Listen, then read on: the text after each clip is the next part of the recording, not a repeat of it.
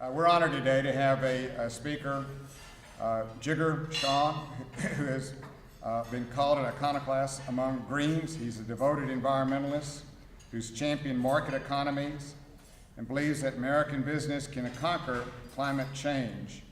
He was born in Gujarat, India, and raised in Chicago and Sterling, Illinois. From the age of 16, he's had a passion for solar, pursuing an engineering degree at the University of Illinois, Urbana-Champaign, and an MBA from the prestigious Smith School at the University of Maryland, College Park, in an effort to transfer solar into a more accessible and market-driven industry. After unsuccessfully pitching his concept for what became the power purchase agreement model to venture capitalists and BP Energy, in 2003, Shah founded Sun Edison at the age of 29. The Sun Edison business model is to simplify solar as a service, change the status quo, allowing organizations to purchase solar energy services under long-term, predictably priced contracts and avoid the significant capital costs of ownership and operation of a solar energy system. This model has served as the foundation for much of the growth of the solar energy in the past 5 years, and Sun Edison has now more solar energy systems and megawatts under management than any other company in North America. Please join us in welcoming Jigar Shah to please give us an address, and then we'll follow up with a few questions afterward. Jigar, please go on up. This solar panel behind me, I was just reminded that Sun Edison came to town last year and did a big, event here in the center of the city for the Solar Homes Tour.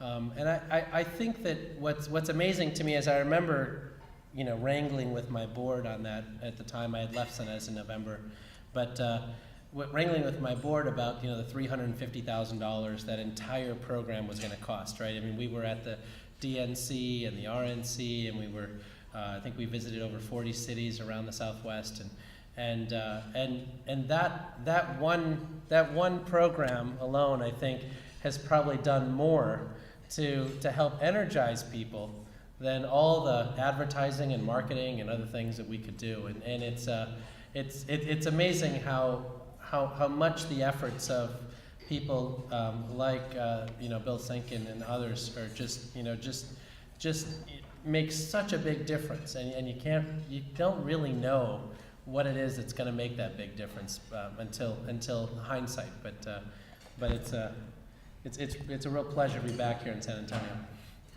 The title of my talk, which I'll try to keep brief because I find that questions are usually the best ways to do this, is called "Solar is Ready. Can we get some respect?" What's fascinating to me is how different solar is compared to what we're used to, right? What we're used to, we had a great dinner last night with many of the leaders in the San Antonio community, and what's fascinating to me is, growing up an engineer, the National Academy of Sciences said that the #1 engineering marvel of the 20th century was our electric utility grid. And you can just imagine in the 60s when we had that huge blackout and the NERC was formed, and which is the National Electric Reliability Council, and all of the work we did to actually get us to a point where we have a stable grid. And that stable grid has provided us unparalleled prosperity over the last 30 or 40 years. And now coming back and saying, well, how does solar fit into that? We thought we actually licked that problem, right? I mean, this is already done. We built a whole bunch of central station nuclear plants and a whole bunch of central station coal plants and some natural gas peakers, and we're done now. And I think what's interesting to me is the solution to that problem, right? I think that's where we can bring people together is people don't respect the solar solution, not because they don't like solar power. They see this panel behind me and know that panels that look exactly like that have been in operation for over 35 and 40 years. So they know it's reliable. They know big